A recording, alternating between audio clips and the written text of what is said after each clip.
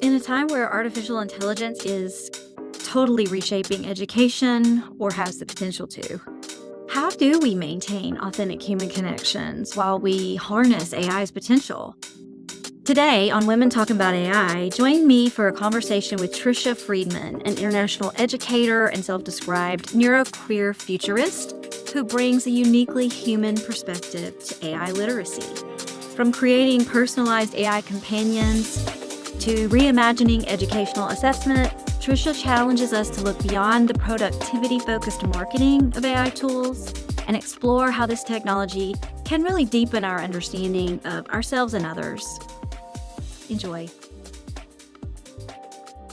Welcome to Women Talking About AI, everyone. I'm Kimberly Becker, and today we are exploring the intersection of AI literacy, creativity, and inclusive education with Tricia Friedman.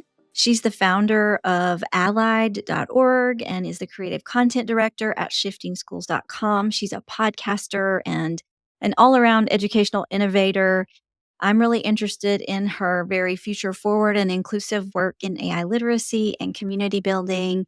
And I know that today we can learn about her unique perspective on harnessing AI while still maintaining that authentic human connection, especially in education. So there is a lot more to say about her background, but I'm going to let her tell that story. So welcome to the show, Tricia. It's a huge honor. I'm a big fan of the show. And if you'll bear with me for a minute, I actually have like a list of a few things that, it's your first season. So I thought maybe it's good reflection for you to know some of the things that have stood out to your listeners. I Oh, love yeah. actually. Wow. Thank you. I love that the show, of course, is about women talking about AI, but you're also often pointing to some of your influences. I love that the two of you had a conversation about Gia Tolentino's work, who I love her as an author. She did a piece this year about Cocomelon and SEO and algorithms and how they're changing children's media. You had Dr. Anna Mills on, and you kind of talked a lot about how social media for this moment that we're in has been really useful. I mean, certainly that's how I discovered your show. I think that's how I ended up in this position right now, having a conversation with you. So social media for learning and networking has been great.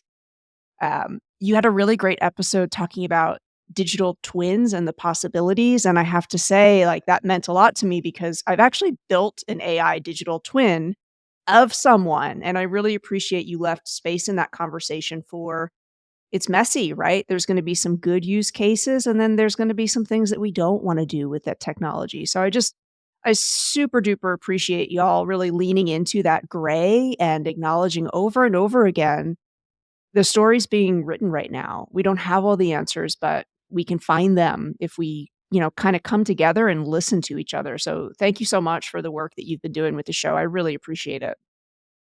Yeah, thank you. Wow, that is so validating to hear you kind of give us a little recap of what was helpful for you because we don't know. And as like business owners and business partners, we often joke like we have no idea what people really want. We think we know. We know what we want, but we have no clue, and we're always surprised at what stands out and what kind of lands with people in good and bad ways. And I'm sure that's been your experience too. So before we get like down into the AI education world, like I want to hear more about you because we don't really know each other except through LinkedIn.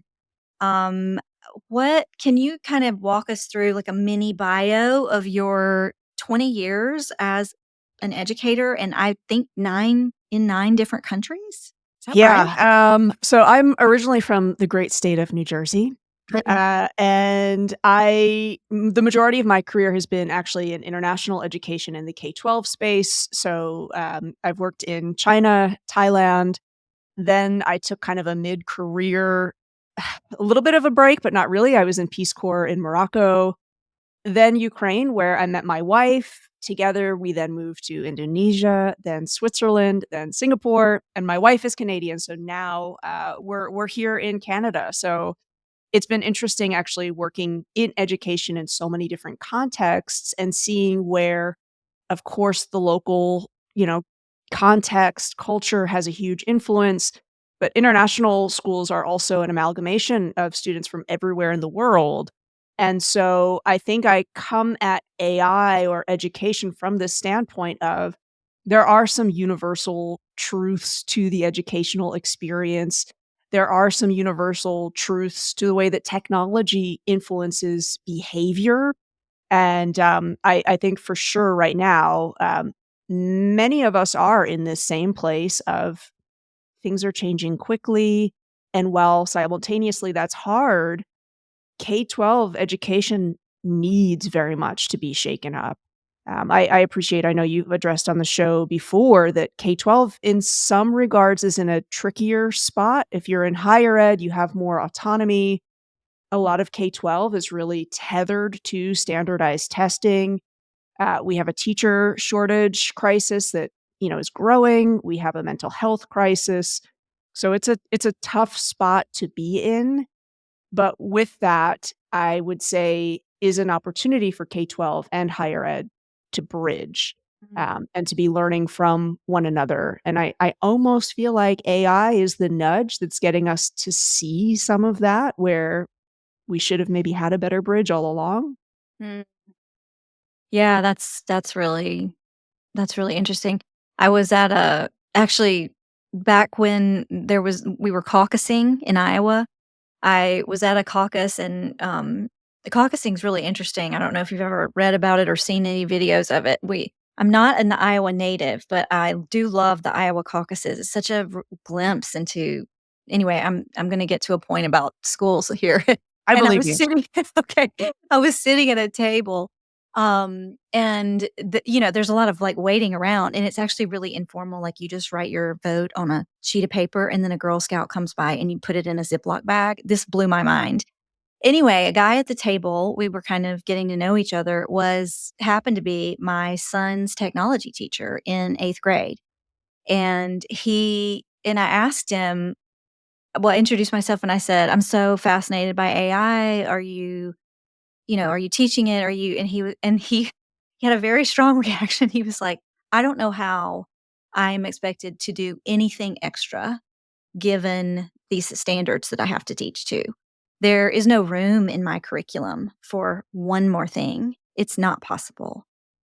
And, I was really shocked because I could tell that he really wanted to be involved in, like, this cutting edge tech, but he can't. He's constrained by the requirements imposed on him, and that's not the case in higher ed, although I don't think academic freedom means as free as people want it to be, but yeah, it is definitely more constrained in the K-12 space.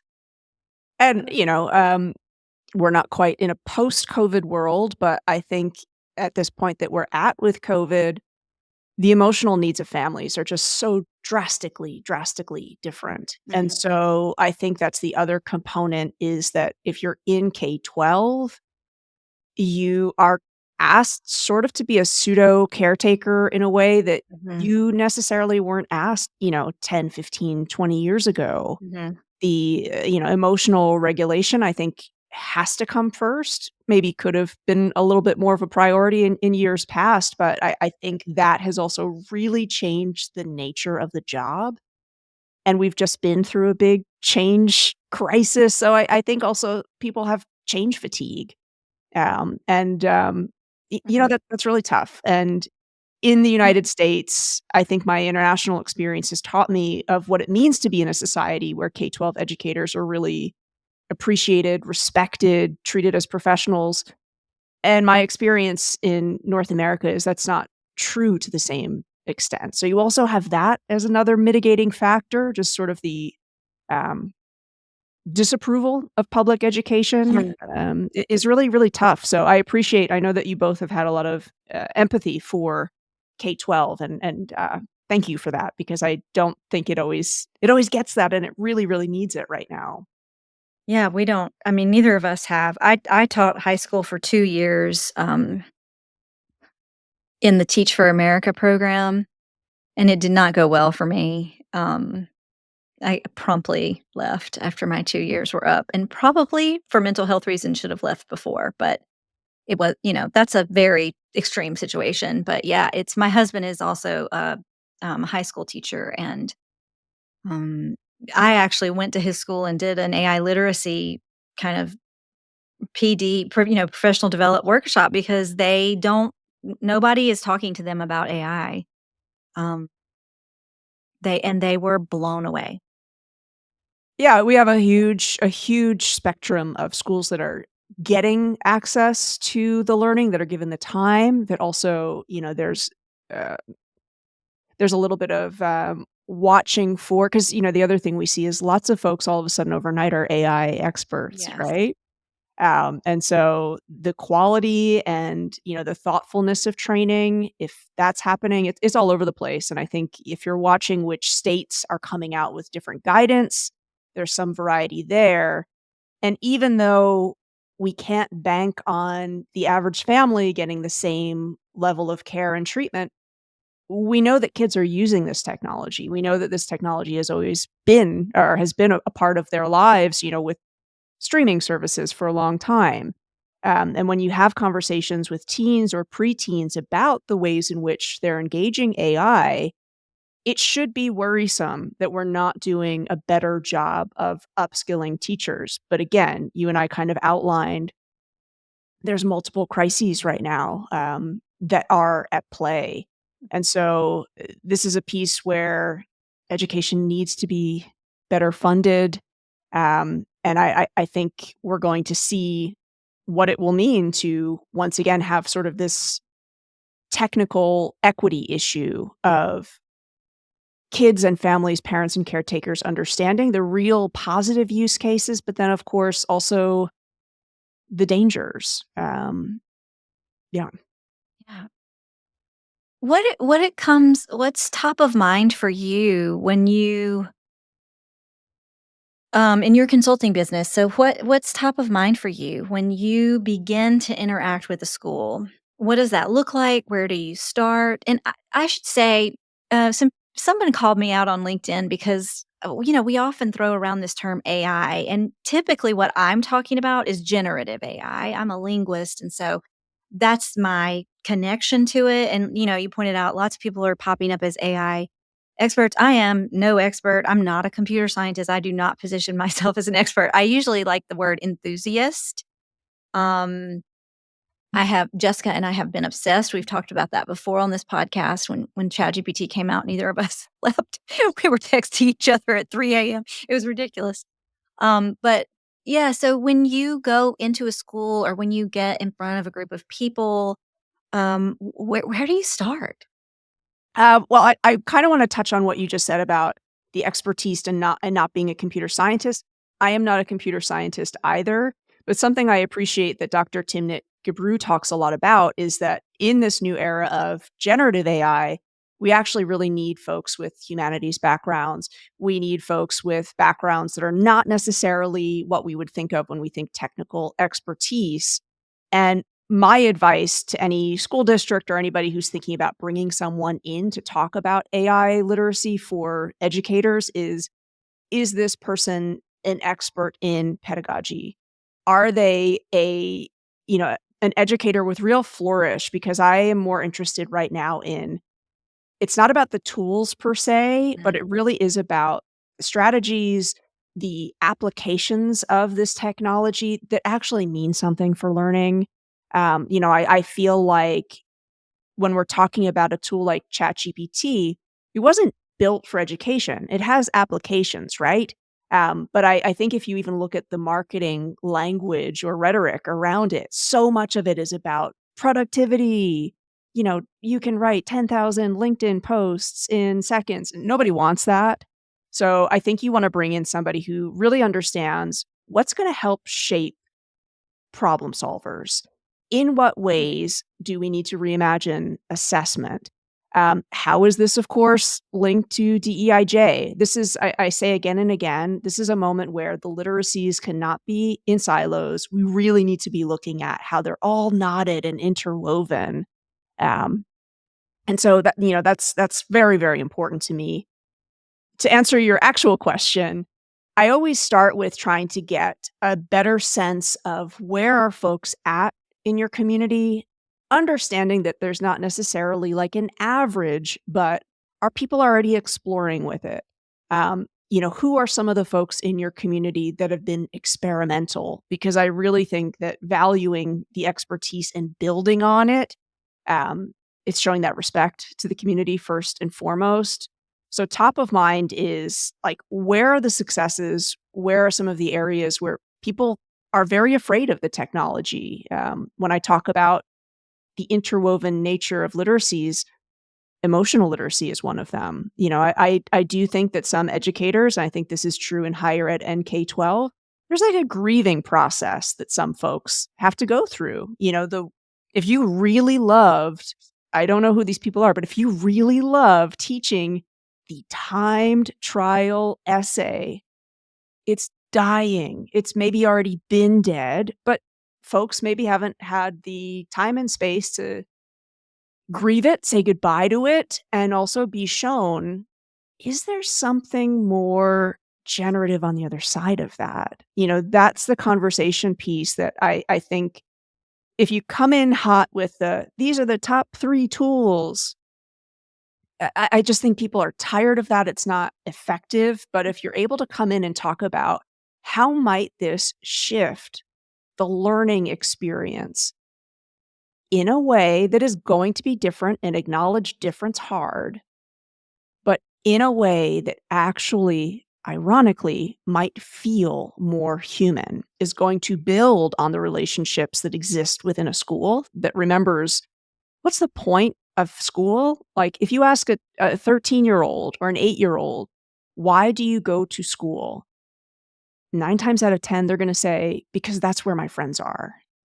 And I know that sounds maybe like, I don't know, a little bit cheesy, but relationships, people coming together, this is how innovation happens. So even if you want to like look at the business case, even if you want to talk about open AI, that was a collaboration. Any great problem that's ever been solved, it's people coming together. So how are we, again, just letting students enjoy that and come to that in a way that is meaningful? I think that's where some of the better use cases for any educational technology are. Mhm. Yeah, my co-host Jessica Parker will often say, like, "Where's the problem? Where's the human problem?" She's not able to be here today, but when we first started working together, we would say things like, um, "There's, we never let the technology lead the conversation. We are not trying to use tech for the sake of tech." And there is a huge animosity among educators, and I don't know to what extent this is true about the K-12 space, but in higher ed, there's this huge animosity between educators and ed tech, or faculty in ed tech. And do you see that same, like, you were talking about fear, but I think, and I think underlying animosity, when we know this from being, somewhat emotionally literate, underlying most anger, angst, animosity is some sort of a fear. Um, do you see that in the K-12 space where people are pushing back because they feel it's being marketed to them as just another ed tech tool, just another big tech, ed tech? It's like, it's really gotten a bad name, and I didn't know that until I accidentally started a tech company, which is bizarre, but yeah, I had no idea, and then people associated me with big tech, ed tech, and I was like, "What? No, I'm just b what?"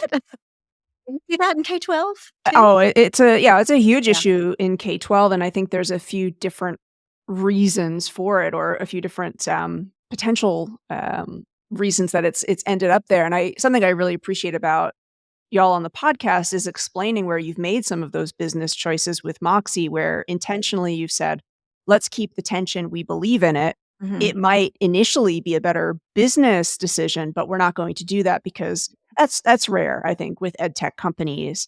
And I think if you're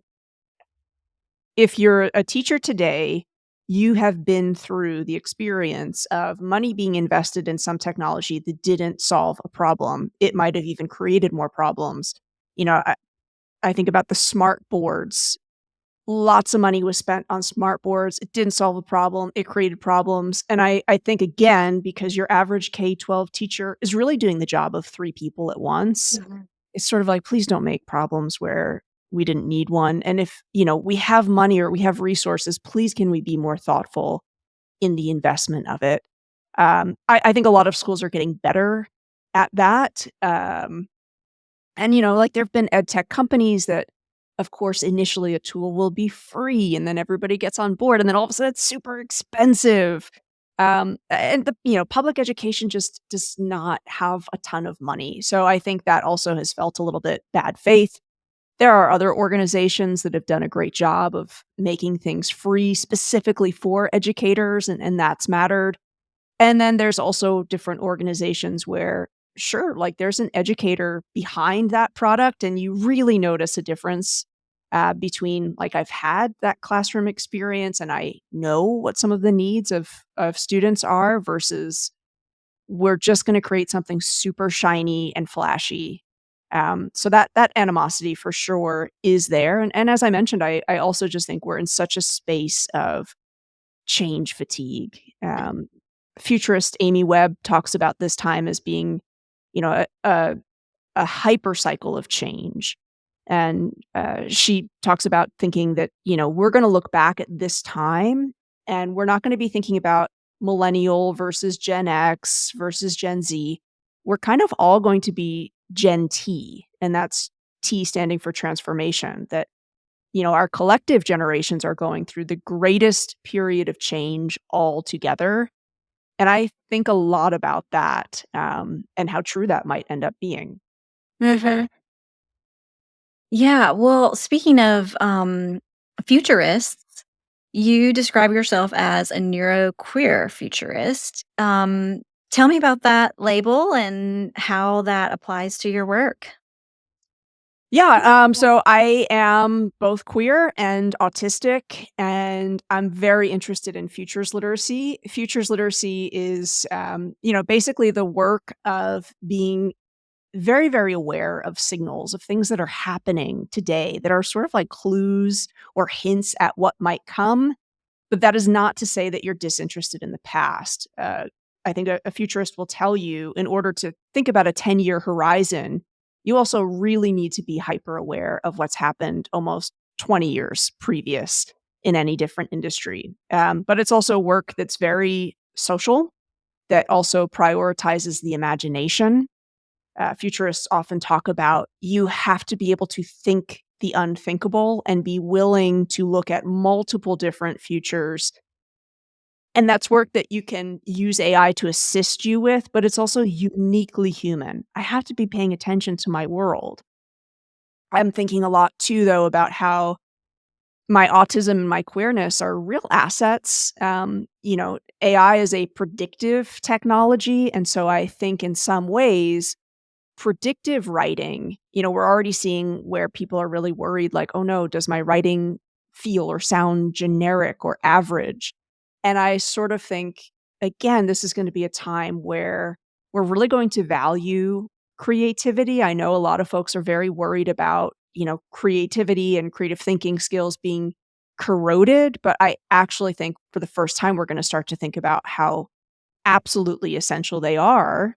Um, and I'm thinking, as your co-host mentions, like, where's the problem? Mhm. There's a wonderful book by Shannon Valor called The AI Mirror. And again, she outlines the many different crises that we're facing in the world right now, and that we really need to have uniquely different approaches to problem solving with technology.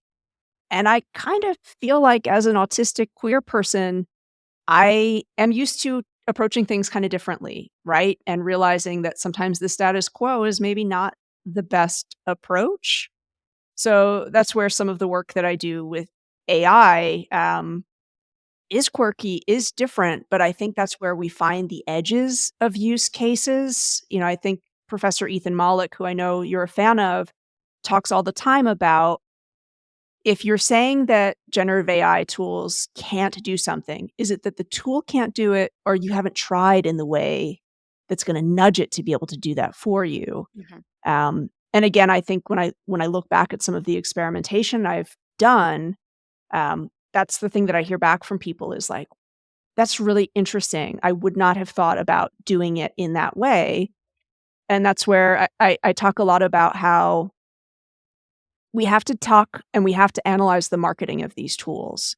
Like, Yes. really look at how they're branding themselves, and this is where it's like the productivity stuff, nobody cares. Nobody wants 1,000 more LinkedIn posts. Nobody wants 1,000, AI generated food pictures on Facebook. Like, these things are not useful. But let's talk about I love the work that earthspecies.org is doing. I don't know if you're familiar with them or not. Okay, can I ramble about them for a moment? Earth Absolutely, ramble, please. Okay.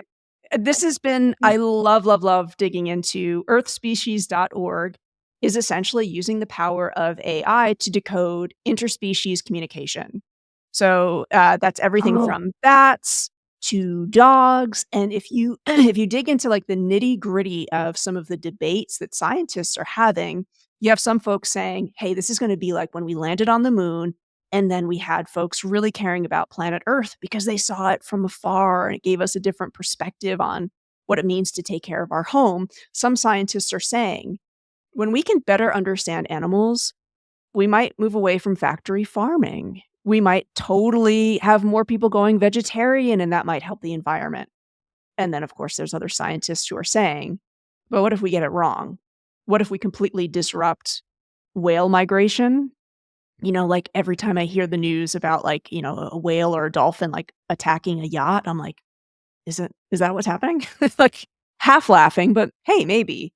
But again, I think this is a really interesting use case of we're not quite sure where this technology might take us. And it's, I think, really, really intriguing to look both at the what if it all goes right? What if it all goes wrong? But this is one that I think points us towards when people say AI is technology that is going to change us like no other technology, this is one of the use cases that I think is really interesting to talk about with students. yes. Yes, okay, this is a great rabbit hole to go down because I also, I'm a linguist and I'm also an animal lover and I'm fascinated by and I'm totally blanking and I tried to quick Google it, but I don't wanna spend time doing that. We'll put it in the show notes. I recently posted on LinkedIn an article about bird language, and it just really brought together a lot of things that I love, animals, birds, specifically AI and language. And, you know, when you go way back, way, way back, anthropologically, I mean, language is a tool. Language was kind of a technology of sorts that developed, um, we it was and of course it continues to evolve, and I see this as another evolution, and I do not like the positioning of it as a revolution because I think that's too stark, and I would rather just see it as a process of we are evolving to use this technology as part of our communication practices, and there's a theory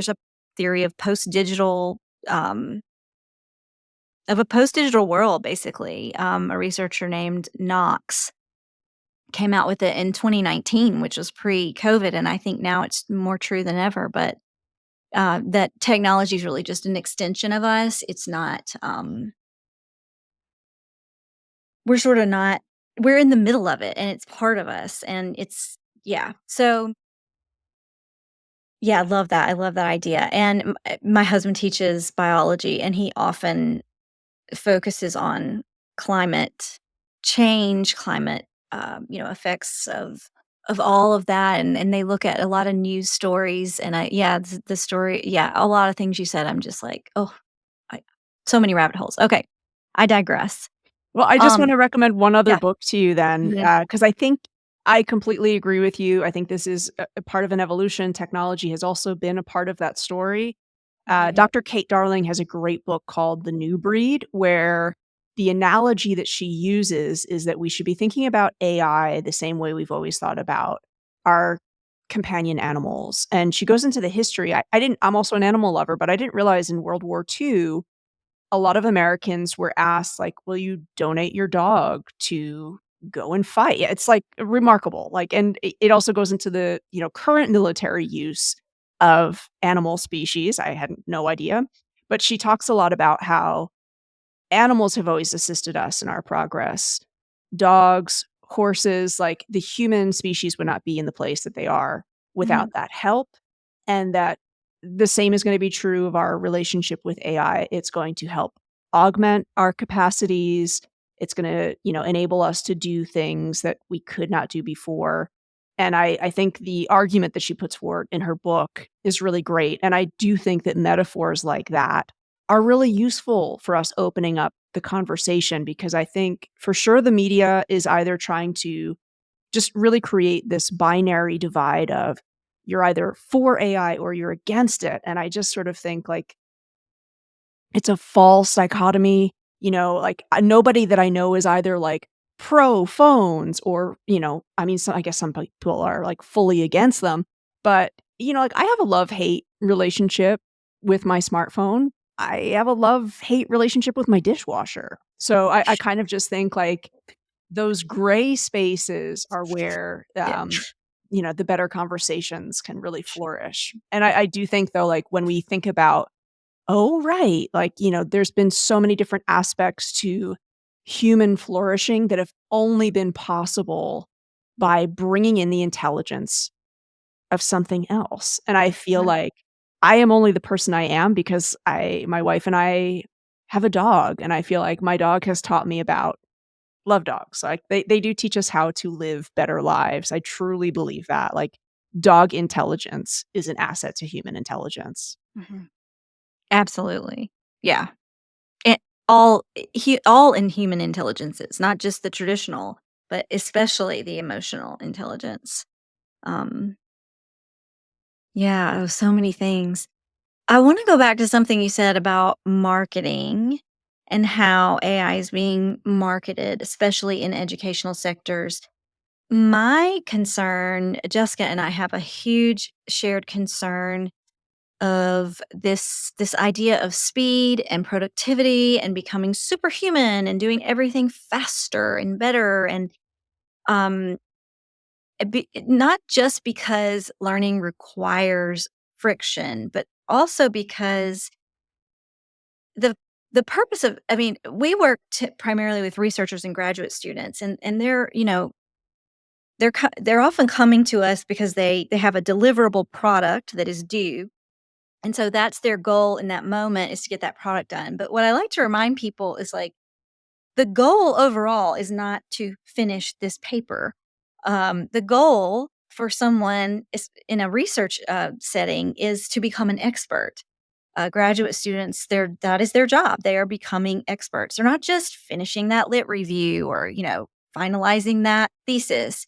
That's really important step along the way, but the goal is to become an expert, and you have to have slow, friction-filled processes to get you to that point. And so, yeah, my concern, and I think that's why when people use an AI tool, they're often disappointed because you're watching anything on TV and there's Gemini ads, for example, and the whole underlying message is fast productivity. It's all about, and then people are using it and they're getting one response and they're like, I mean, that's not really what I was looking for, because they're accustomed to using rule-based systems and software programs and internet searches and things that have keywords that are designed to get you one, or the best right answer, and AI doesn't work that way. So we have to shift our thinking from this like rule-based software paradigm to a more machine learning paradigm where we are prompting and then reprompting and iterating on that so that we are negotiating the meaning that we get. And that is something that you can't I mean, the tech is there and it's ready, but it's user behavior training. And that's often where we get stuck. Especially, I mean, at Moxie, that's often where we get stuck and why we provide so many webinars and other types of recorded tutorials because it's not, I don't think it's human nature because we're in this software paradigm. We have been. Put in the answer, put in the question, get an answer. It doesn't work that way with AI. No, and Oh, I think it's also where we're going to have to really dig in and have the hard conversation about what's the point of learning? What's the role of assessment? Has the role of assessment in K-12 been built to purpose for a different time? What's the purpose of school? What actually is human intelligence? And I know, these things are big philosophical questions, but I don't know that we've had I don't know, the impetus to really dig in and answer it. And this is where I think, when AI is suggesting a certain value or suggesting a certain mode of success, it's getting us maybe to that place of like slowing down, having the conversation. mhm. I know that you and your co-host have co-authored a research paper on, using LLMs for interview questions. Mhm. And I think when I reflect on that paper, I think part of what you're getting at is that research interview process is so critical, so important if we want people to answer honestly and authentically. The craft of the question matters. And so when Mhm. I see that merger of LLM and interview questions, this is where it's sort of like, can we flourish our human curiosity? Can we get better at the art of conversation? And this is where I have a huge free collection of different prompt templates, and I have one that's all about setting yourself up to have role play scenarios with an LLM like ChatGPT. One of them very much is like from my perspective of someone who's neurodivergent, who often goes into a conversation or, I really don't like small talk. So I have some anxiety around that. But how can I use this tool actually to rehearse a no stakes really conversation Mhm. and in a way have a running script that lets me see myself as a conversationalist totally differently, right? Like to me, this is an important problem to solve for everyone. There's lots of research about just how poor we are at listening. And I think, again, this is potentially a way for us to look at, well, how can we rehearse it in different ways that the stakes don't feel so high so that we can finally come to terms with that. Yeah, yeah, so much of what you said there is, like, been in the background of my mind as a motivation for how we use AI because my whole career prior to, um, leaving academia, um, just a year and a half ago or something, was language teaching and in many different scenarios, native and non-native speakers and all different levels. And yeah, one of the things that we know and from linguistic research is that you may ask a question and it's like an iceberg. And under the surface, there are all these implied questions that are really can be biased, can be leading, can be wonderful, can be the real crux of what you're getting at, but they're just implied. I mean, we have a name for this in linguistics. It's a huge part of our conversational nature. One of the things LLMs are not good at is because they're trained on written data, and we know from linguistic research, oral and written language has different features, literally different lexical vocabulary and grammatical features that it's if you try to ask it to have a conversation, it sounds very stilted, it's not very good at it. I'm sure it'll get better, but, that's something that I think that critical look at exactly what you said, and earlier you said something about there are signals and you like to find the signal, and it reminds me of that adage of finding the signal in the noise. And we wrote a textbook chapter recently, and that was the title of the chapter, is finding the signal in all the noise about AI and looking for the pieces that can really, again, solve the human problem that you're having rather than just trying to stick technology in as a puzzle piece, it doesn't fit. It has to be carved specifically in that context or setting that you're working in. Yeah, and Dr. Becker, I would say, like, even with that issue of feeling like the chatbot is not getting the context or is not, aware of the human experience in the way that it needs to in order to have the conversation you want. It's an interesting problem to try to solve. And this is where I'm very interested in AI for so-called identity play. I don't know if you know the work Mhm. of, she's a computer scientist and a musician, Holly Herndon. So what she did is she's basically created a database of her voice, of her music, and has said anybody that wants to use it to create their own music, go for it. She's created music of her own database. It's like Holly Herndon, listen to her stuff. It's like, again, when we talk about how there's going to be new types of creativity because of this technology, she's often top of mind. But, she's what sort of inspired me to create the first AI digital twin that I worked on. And this is a fellow educator, longtime school leader named Kathleen Nagley. I co-host a separate podcast with her called Unhinged Collaboration. Hmm. Kathleen was a very successful head of school in Helsinki, Finland. She's that person at a K-12 educational conference where, like, there's a lineup of people that just wanna talk to her because her mentorship has mattered so much. And, so I had said to her about a year ago, "How do you feel about me trying to, like, kinda clone you and clone your voice?" And she was like, "Go for it." And I was like, "Here's all the things that I'll do to make sure it's safe and, like, let's experiment with this." We've had, I call it Catbot, and in getting it to sound more like Kathleen, we really had to play a lot with the knowledge base. And what I was noticing in the testing, I set it up so that people that we trusted and approved could have a real-time phone conversation with her. And in the early testing, what Catbot would start to do was directly just mimic what you had said back. And I'm like, "What is going on here?" And then I realized part of the value system that I had designed for Catbot was that she had been a proponent of cognitive coaching. Cognitive coaching is a big believer in paraphrasing. The chatbot was taking that to literally mean, I'm just going to parrot back. But through that whole, like, learning, I really got thinking about, is that kind of how people experience paraphrasing? Like, is it the huge, great thing to do that so many people say? And it was like, again, in solving that problem or working on that, it really got me thinking again about the art of conversation, about how different things that are a part of our biography show up or not, or could be interpreted differently.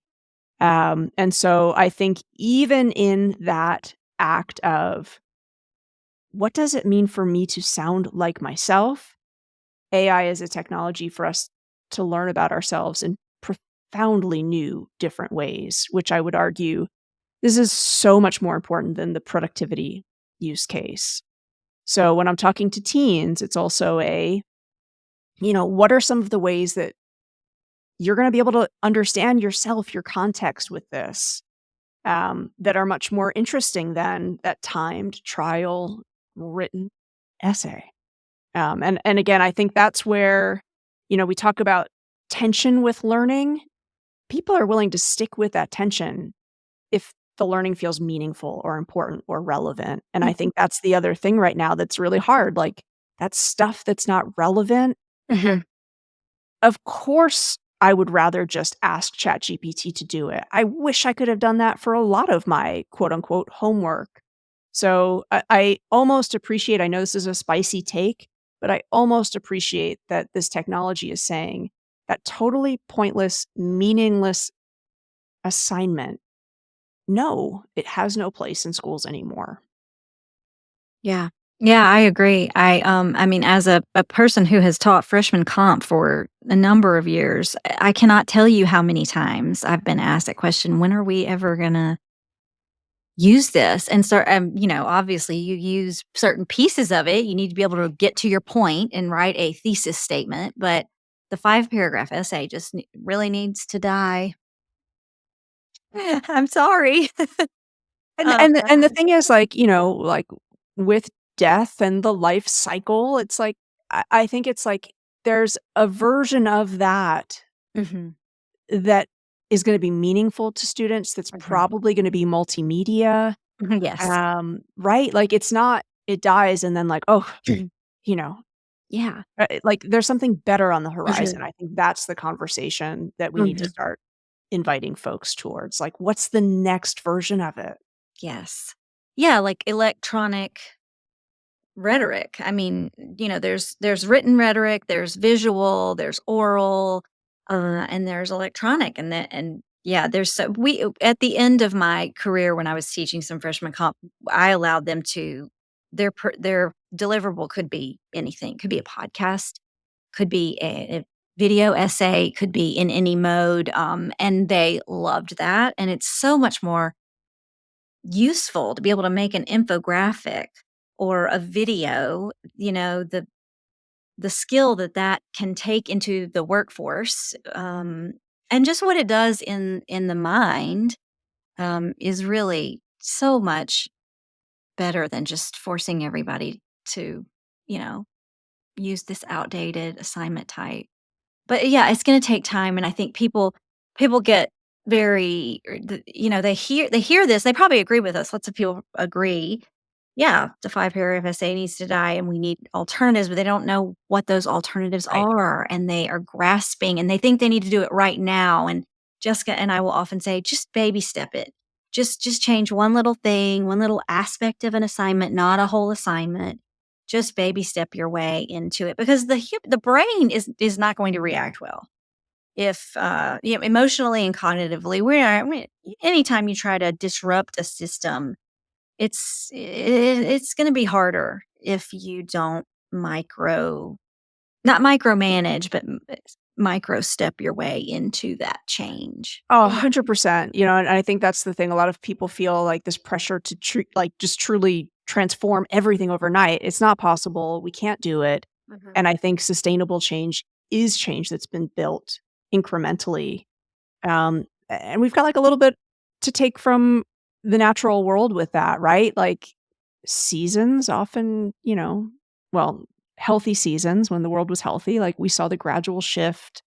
Adrienne Marie Brown's work is really important to me, and she talks a lot about how, the caterpillar doesn't know that it's going to become the butterfly, but also, again, cheesy apology, that in between period, right? Like, Mhm. you need that in between period. And so, yes, I love the idea of you don't have to change everything that you're doing, but where's some room for you to experiment? Just have a teeny tiny little experiment Mhm. and to be willing to have it not go so well. I think this is the other Yeah. part, right? Like, it's not always going to be a hugely successful, championship victory. Like, this is true of all innovation. So I think that part is really important too. Yeah, the failure tolerance. Mhm. Yeah, I mean, and we talk about that failure tolerance and ambiguity tolerance. And that's actually what makes someone, I mean, we know this from applied linguistics research, a good language learner. When you can tolerate a little ambiguity and you can sort of, and again, predict what's coming and what's likely to be the case based on the context, then you're always going to be a better language learner. And I argue, and this is not a new argument or one that I came up with, that all learning is language learning to some extent because the way we have to evidence our learning is going to happen through language, whether it's written or oral, whether it's reading or listening, it doesn't matter, productive, receptive, it happens through language, the technology of language. And so that's why I think so much of my background as a language teacher has been relevant in a lot of different contexts I found. And I think this is where that idea of folks that have that humanities background are at somewhat of an advantage with this technology. Mhm. I don't know if you would agree with this, Dr. Becker, but I'm thinking about language as a technology tool. Its application is for relationship building, right? It's for connecting with people. And this is where I think there's a great way to apply that advice of going for incremental change. Mm. I think so often when there's a big new flashy tech tool, it's often positioned as like, this is going to change the world. And I think like, okay, let's just like turn the telescope around. This new technology that we have, I want you to pick one person you care about. What's something that you can do with this for that one person for one use case? And the story that I tell very often around this is earlier in the year, my father was diagnosed with cancer. He's okay. He's cancer free now. But initially, when he was getting ready for treatment, he was very nervous. He's in New Jersey. I'm in Ottawa. That distance is hard when you have a loved one who's ill. And so I designed him a bespoke chatbot, and the chatbot was trained on all of the current research around his treatment program. But most importantly, my father and my mom love the show Veep, the comedy show Veep. So I designed it that the chatbot was Dr. Selena, like based on the character Selena Myers. So every time she was going to be giving him advice or just talking to him about his treatment, it was a moment of levity, of humor, of comedy. But the real point of the tool was it gave my dad and I something to chat about during that time because he would talk to me about how he used her and I would maybe make changes in his progress, and we laughed. Mhm. And honestly, it was like a gift for me to have the AI literacy to be able to build that. And it also started some great conversations around when and where you should not just be using a chatbot for medical advice, of course, right? But I think I was so driven to work on it. My parents got more curious about what this technology is. So I also think it's sort of can we bring the technology back to the very personal level? I think that's where a lot of the learning is going to be at too, initially for people. And also where it might help some people get past that fear factor Mhm. when you position it as a tool that can be useful for your relationships and you get curious about those applications. I think that's where some people might be willing to just nudge the door open a little bit further.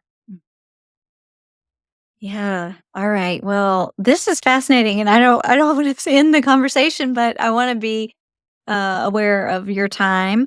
Um, One thing before I ask you for a recap or to say anything that you didn't get to say is, have you seen The Wild Robot? Not Not yet, but yet. I really want to. Is it amazing? I loved it. Okay. I have a kid who just went off to college, so I it was very emotional for me. Yeah. But I also identified with the robot, becoming a mother and saying, "I absolutely was not programmed for this." That's, like, the best line because that's exactly what I thought, and then just the basic premise of it was originally a children's book and now a movie, is that you need the technology and the natural world, and they work together, and something you said earlier, and we went down a rabbit hole, and I didn't get the chance to say this, but something you said earlier really reminded me. It was something about learning from nature, looking at the seasons, and that's kinda what happens in that book, in that story and movie is, that, she can't function the robot can't function on her own, she needs the natural world, and then she helps the natural world too, so it's a symbiotic Mm. relationship. Oh, I cannot wait to see it. Yeah, Thank it's you so much. really cute. Okay, so was there anything that you wanted to say that you didn't get that I didn't ask about, or that you didn't get to talk about? Anything you wanna plug that you're doing, working on? Oh goodness. Well, I currently am working on I'm going to be sharing a lot more about companion AI. And so the free guide that I mentioned that is meant to help educators kind of help students really be critical of different AI marketing. I'm very interested in some of the AI powered toys. There's a whole realm of these geared specifically at younger learners, and many of them market themselves as like your kid's ultimate best friend. And I think, again, just in the way that AI is going to shift what we talk about when we talk about intelligence, it's already shifting what we talk about when we talk about companionship. Um, I know on the show before I think I've heard you bring up Replica. Replica's got a really interesting story. Listeners, if you're not familiar with it, I'd really recommend you check out it's an award-winning podcast series called Bot Love.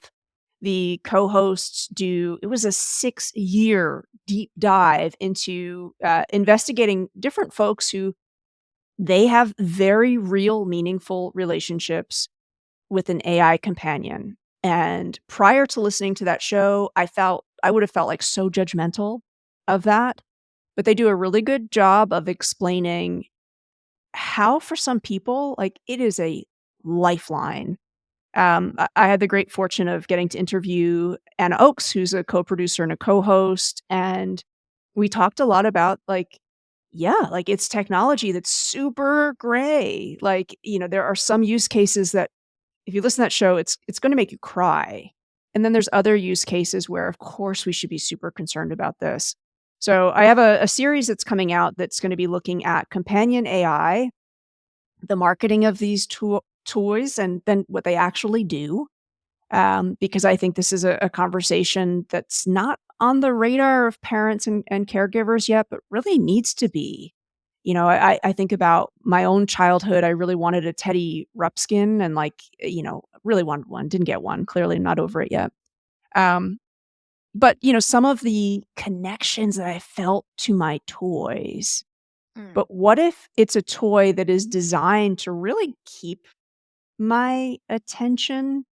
What if I grew Mm. up with a toy that was designed to never disagree with me?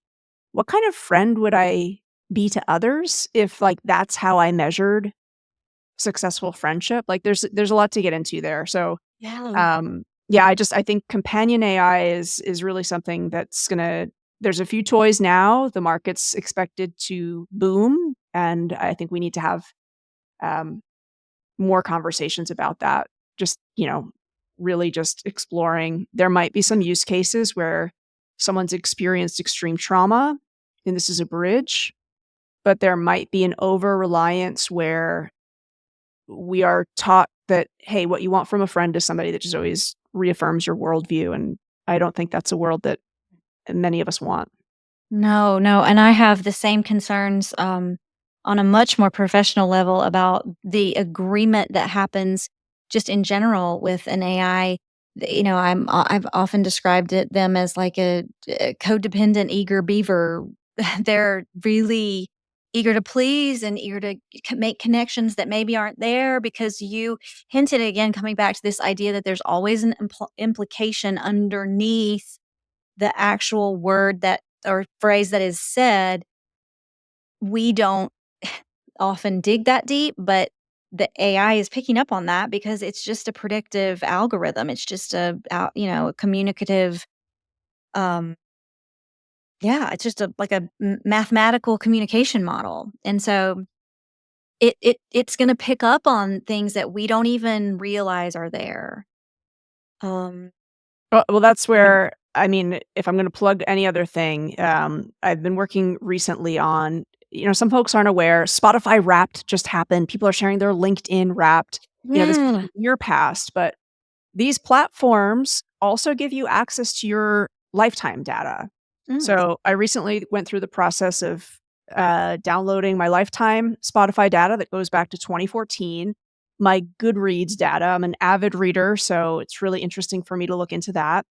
And I have a bot that I have programmed to both understand um, algorithmic um, literacy and how different marketers will use this data. And then I've also given it my lifetime Spotify data, and I've had it help me better understand to what extent an algorithm is much more responsible for my taste now. Like, where have been shifts? And like Dr. Becker, I would love to tell you that I have been immune to it, that my personal musical taste is just mine. But no, from the beginning in 2014 till now, the diversity of artists that I listen to, that's declined. The extent to which, homogeneously successful artists are dominating my listening today, it's happened. Like, I really very much my listening has been shaped and honed by that. Um, it also does a really good job of helping me understand, well, taking this data, what are some of the things that you would try to sell to me and what strategies? And it's like right on the mark. The usefulness of that now is now if I'm on social media and I'm scrolling and I see the ad that it's like, yeah, this is what I would try to sell to you. And I see it, I'm like, I know what you're doing. And I just feel a little bit more savvy about it. And so I think learning how we can be more aware of the roles that algorithms play in our life is really going to be increasingly important. It's a great conversation to have, but also understanding that we could shape it. There is actually something called a bridging algorithm that is not the default of social media. Instead of the one that we currently have on, like X, where if I say something, the algorithm is really designed to keep me there through my outrage and fear. So it's going to show me a lot of other stuff. But people actually have designed algorithms that could help you understand a different perspective, be more aware of yours. And I kind of think like if we learn more about different types of algorithms, that's the first step, right? Like the awareness to advocating for ones that would be better. Mm, Because what if there was, an algorithm with a tool like ChatGPT that always was encouraging us to have a conversation with another human about something, right? Like, what if it was intentionally by design nudging us to just go think or to mm, question? mm, These things are possible. You can mhm. design them in. Yes. And so I think like with that awareness and with questioning, like what is possible with social media? Could it be better? It totally could. And Yeah. once we understand that, okay, how do we advocate for it? How do we demand it? Yeah, so interesting. And what how do you create your chatbots? What program do you use? So What's the I'm programs? using ChatGPT for this. My goodness, I think I've maybe created 25 different ones. Not every one of them has been a success. It's been a Okay, learning curve for me as well. okay. But in terms of it also being useful to me in terms of doing research, I do not think I have experienced as much deep research as I have in this past year. A few different wormholes that I wanted to go down. There's robot assisted autism therapy. I trained up a bot on a whole bunch of different papers. And then the whole purpose of the bot is to help me make connections between the research and critically to understand where the research disagrees with itself. Yes. Oh, I wanna talk about that. And we're at an hour, but I really maybe we'll have you back to talk I'd love about that. Yeah. that, because that is where I think we really intersect. It's so funny. This is like when you oftentimes when you're teaching writing, we have this concept that people write down to their meaning. And so one strategy we'll use is say, okay, take that last sentence that you just wrote and repurpose it as the very first sentence. And I feel like you and I just did a conversational version of that where we talked, and then we got down to like, oh, this is where we really, really intersect. Our interests are there. So yeah, let's plan to have you back on to talk about that. I want to hear more.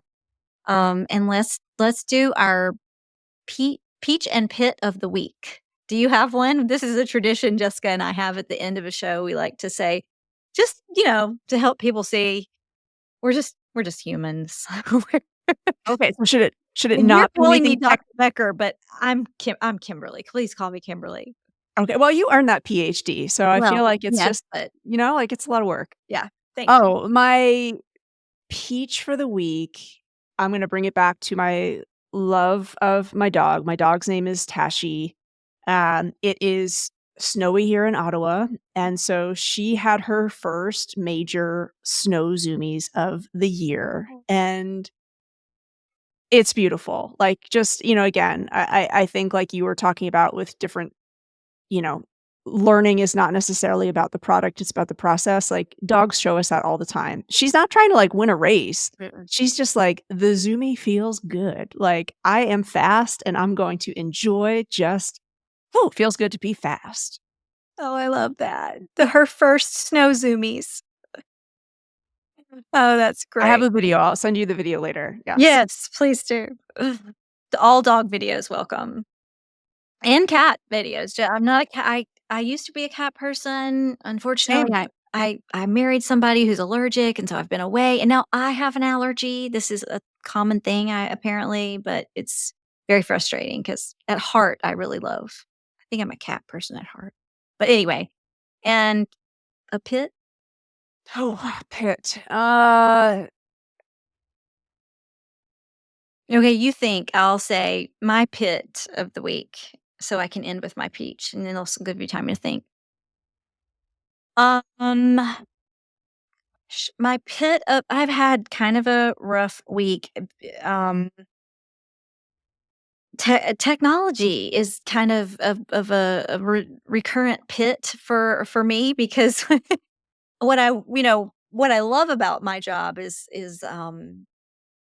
the thought leadership and getting to do podcasts and writing the research and doing the research and educating about how we can use AI in critical ways.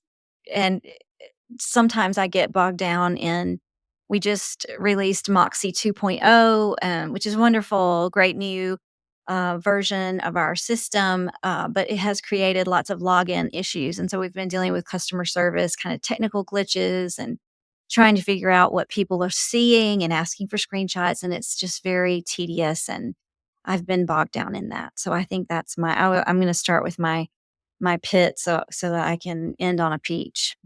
Yeah. Yeah, that sounds that kind of like minutia work, like Yeah. annoying. I hear you. I It's feel you with that. annoying, and we can't get around it, you know? We have to just accept it. I think my pit is my wife and I were in like such a great groove of healthy eating for weeks and weeks and weeks. Mm. And I love my neighbors. My neighbors are great people. They neighbors on either side brought us Christmas cookies, Mm. and I love sugar. I really have been trying to, like, cut back on sugar, and it was like, I had those cookies, and then my bad food demons are alive and well, and they want all the bad food, and Mhm. it's so hard to go back to healthy again. So I'm really struggling with, like, getting my gut microbiome to, like, crave bok choy again. My gut microbiome is like, "I forgot sugar exists, and now just can we eat fruit roll-ups 24/7, please?" So, that's my pit. I mean, yeah, that's just a holiday pit in general. I was gonna try to, like, just sail right through it and endure it, but I now it's know, I know. completely been shifted. And my mother-in-law makes the best cut out Christmas cookies, Okay. and I love eating her cookies, and I'm not really a baker, but I feel this need to, like, okay, if she's really good at it and I have access to her, like, I should learn. So I asked her to teach me when she comes to visit for Christmas. And now I'm like, that just means I'm going to go down a whole terrible sugar binge. I think you're gonna have to, like if it's not a family secret recipe, that has to be in the show notes because 'cause I'm Oh, curious. Because I don't really? know if you've seen, it's Cookie Week on New York Times cooking page, and they've got, Oh, like, 8 different recipes. This is, like, if you are into baking, though, because these are all, like it's gonna take, like, 2 hours. yeah, she's into baking. Okay, well, she She's might really good at it. okay, I don't think she'll let me say, like, publish it, but I will say, this one secret ingredient is almond extract, and okay. that makes her cookies stand out. That's what I taste when I taste her cookies, so, yeah. Um, my peach of the week is that I have a morning writing practice, like a physical put pen to paper, kind of a version of the artist's way. I don't I know was if you're gonna ask. familiar Yep, with that. yep. Yeah. I don't really use that to the extreme, and I don't follow the exact, but um I'd been in a rut with it and just not feeling it, like nothing was coming out, and this morning I had a real break breakthrough just with personal stuff. We have a teenager. Teenagers are hard to deal with. Parenting is hard, but Mhm. um But yeah, so I had a real kind of revelation this morning, and I saw the benefits of the practice of the sitting down daily and, not always getting something out of it. And to come back to this process product theme, it was, if I hadn't developed that sit down every day and do it, even if it's just junk that comes out, one day something will, and today it was just wonderful. So, um, I don't know if it's a peach of the week or maybe just today, but it feels like for the last few days, I've been on a terrible, I don't know, just in a funk with that. And then today, I reaped all the benefits. So Oh, well, I'm that's I happy feel for like I that. wonder if that's like winter solstice energy coming back to you kind of a thing. Maybe. There's Dr. Jessica Lahey, who ironically writes some books about, parenting teens and all of that. She has this great practice where she's trying to get into meditation. Mhm. She has this beautiful light up board in her office where so every day she does, like, any meditation, like, doesn't quantify, it doesn't have to be 15 minutes. Mhm. She gets to add a light for the year. So the goal is, like, by the end of the year, how many of these little mini lights on her light board are lit up, and I feel like sometimes, like you were saying with incremental change, Mhm. having that little physical, like, "You know what I wrote today?" thing. Mhm. Yeah, it's huge. It really has been transformational for me. I love the light board Yeah. because I use an app and, it's gamified. So it's very much like today is your 222nd day of meditation in a row. And this is how many minutes you've accumulated. And my husband just makes fun of me because he's like, why don't you meditate for the sake of meditation and not earning badges in your little app? But yeah, I love this 'Cause I'm a idea of like, human being and I I need to love, be I rewarded. know exactly. Oh, he's kind of a Luddite. But yeah, I love that idea of the light board. I It's really beautiful. like I'll try it. to she got it, I'll try to find the link because it's, like it's absolutely stunning. Yes, Mhm. it's really nice. Yay. Well, Trisha, it has just been a total joy to have you on. This has been such a fun conversation, and I have a lot more questions to ask you, but I want to be respectful of your time. So let's plan to do this again. We'll have Jessica here, and yeah, this is just I Oh, feel I energized. would love that because yeah, I know that y'all are always sharing about how research is changing, and to be honest, like, that's one of the other things I am so excited about is research is gonna be accessible and, dare I say, more interesting. Like, I Mhm. think we're gonna have, more compelling research and the means to really engage with it. So some of those experiments have been my absolute favorite thing, to have been doing. So I there's like a small audience of folks who are interested in, like, talking about research getting cooler, and so I'd love, love, love to talk more with Yeah. you about Well, that. we're in the audience for sure. Yes. For sure. All right, Trisha, thank you so much for being here. And to our listeners, thank you for listening, and we'll see you next time.